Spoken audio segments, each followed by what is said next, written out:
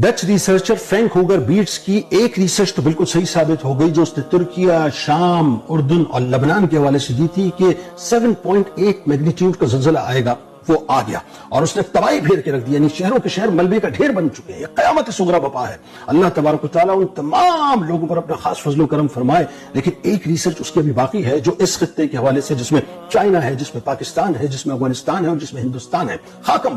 بدن۔ اگر وہ ریسرچ اس کی صحیح ثابت ہو گئی اور پاکستان میں زلزلہ آ گیا تو ہم کہاں پر کھڑے ہیں؟ کبھی آپ نے سوچا ہے؟ ہمارے پاس تو انفراسٹرکچر موجود نہیں ہے، ہمارے پاس تو ڈیزاسٹر مینجمنٹ سیل اس انداز سے کام ہی نہیں کر پاتا جس انداز سے کام کرنا چاہیے، ہماری بلڈنگز بھی اس طرح کی مضبوط نہیں ہیں، ہماری سڑکیں بھی اس طرح کی مضبوط نہیں ہیں۔ ہاں، ایک مضبوطی ہمارے پاس ہے، وہ مضبوطی ہے ایمان کی۔ آئیے ذرا اپنے ایمان کی مضبوطی کو مزید مضبوط کیجئے اور اللہ کی بارگاہ سے اپنے آپ کو انگیج کیجئے، توبہ کیجئے، خوب توبہ کیجئے، استغفار کیجئے، خوب استغفار کیجئے، آنسوؤں کو بہائیے، خوب آنسوؤں کو بہائیے اور اپنے رب کو راضی کیجئے، کیونکہ پروردگار کے اذن